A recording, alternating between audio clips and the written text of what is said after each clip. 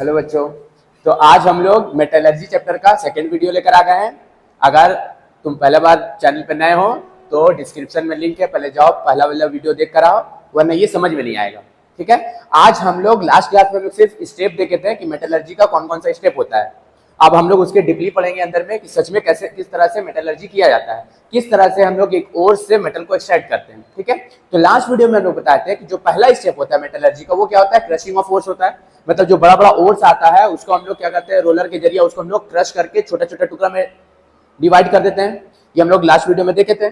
उसके बाद क्या करते हैं हम लोग, कंसंट्रेशन ऑफ ओर्स को कंसंट्रेट करते हैं। मतलब जो क्रशिंग करने के दौरान जो गंदगी बेकार चीज बच जाता है उसको हम लोग सफाई उफाई कर लेते हैं ऊपर में।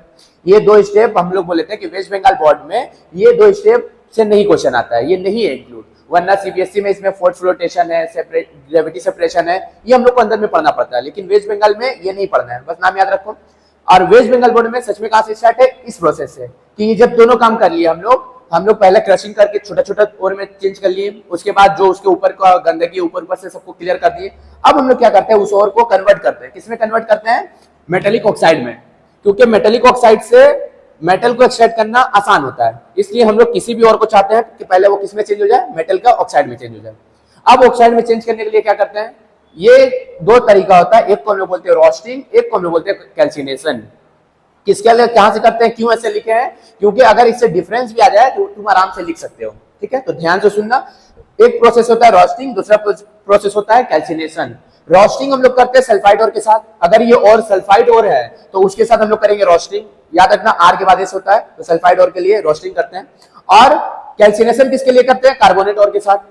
अगर किसी मेटल के साथ कार्बोनेट ओर है तो उसके लिए हम लोग कैल्सिनेशन करेंगे, और अगर किसी मेटल के साथ सल्फाइड ओर है तो हम लोग रोस्टिंग करेंगे। हो गया। अब देखो, जब हम लोग सल्फाइड का बात करते हैं, एग्जांपल पहले देख लेते हैं, जैसे जिंक सल्फाइड, तो ये मेटल है, कौन सा और है, सल्फाइड और है। तो देखो इसमें कहीं ऑक्सीजन है, ऑक्सीजन नहीं है, तो हम लोग इसको क्या करेंगे, heating in presence of oxygen. Oxygen के प्रेजेंट में इसको हम लोग हीट करेंगे।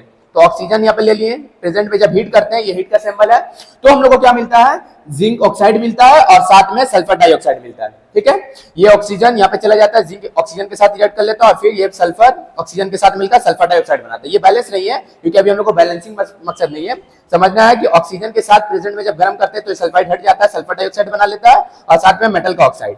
हमको यही तो चाहिए, मेटल का ऑक्साइड। तो ये हो गया कि सल्फाइड और के साथ हम लोग रोस्टिंग करते हैं, और इसमें इन प्रेजेंस ऑफ ऑक्सीजन जब गर्म करते हैं तो हम लोग को सल्फर डाइऑक्साइड गैस मिलता है, और साथ में मेटल का ऑक्साइड मिल जाता है।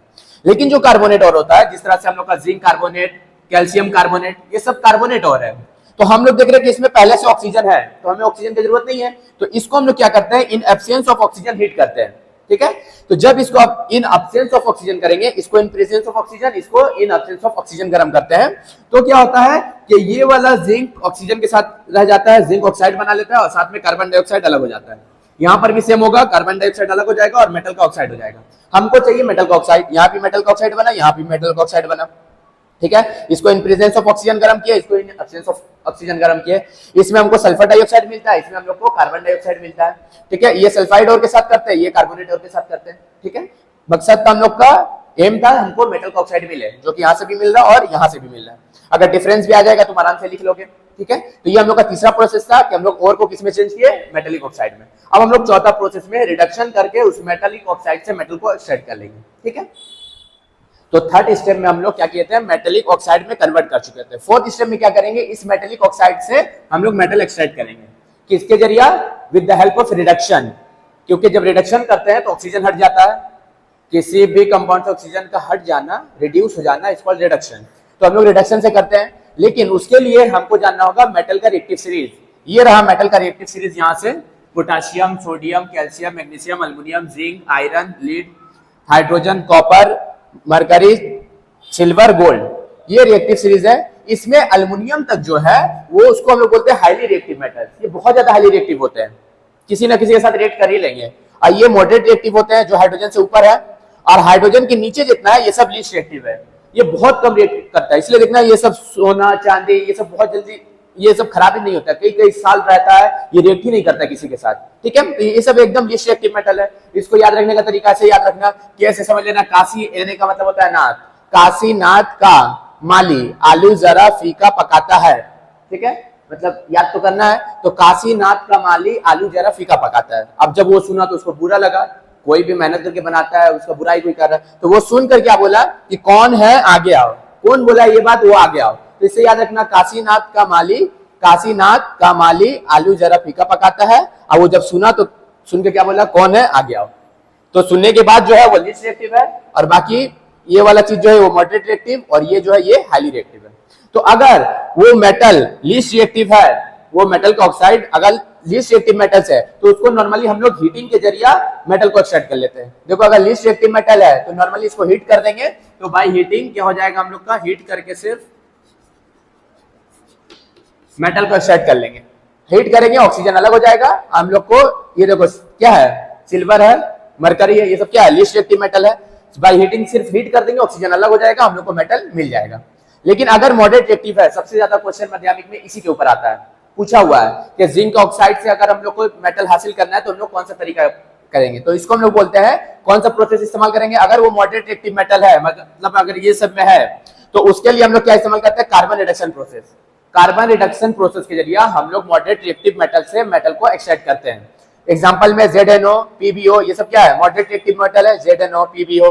तो इससे क्या करेंगे, कार्बन रिडक्शन में क्या करता है, कार्बन को जब हम लोग यूज करते हैं तो ये क्या करता है, रिड्यूस करता है, ऑक्सीजन को हटा देगा यहाँ से, और वो कार्बन के साथ रिएक्ट करके कार्बन मोनोऑक्साइड बनाएगा, और साथ में हम लोग को यहाँ से क्या मिल जाएगा, मेटल मिल जाएगा। तो अगर वो मॉडरेट रिएक्टिव मेटल है तो हम लोग को कार्बन रिडक्शन प्रोसेस से हम लोग मेटल को एक्सट्रैक्ट कर लेते हैं। और अगर वो हाईली रिएक्टिव मेटल है, बहुत ज्यादा रिएक्टिव है, ये नॉर्मली इतना आसानी से कार्बन से नहीं हटता है ये, क्योंकि बहुत हाईली रिएक्टिव मेटल है। तो इसके लिए हम लोग को कौन सा रिडक्शन करना पड़ता है, इलेक्ट्रोलाइटिक रिडक्शन करना पड़ता है। ये इलेक्ट्रोलाइटिक रिडक्शन क्या होता है, ये जो हम लोग इलेक्ट्रोलाइसिस में पढ़ते हैं, पूरा इलेक्ट्रोलाइसिस प्रोसेस के जरिए इसको एक्सट्रैक्ट करते हैं। जैसे एल्युमिनियम ऑक्साइड वगैरह जो होता है, तो वहां पर हम बताए हुए हैं, इस चैनल के डिस्क्रिप्शन में उसका भी लिंक है, एल्युमिनियम ऑक्साइड से कैसे एल्युमिनियम को एक्सट्रैक्ट करते हैं हम लोग, ठीक है।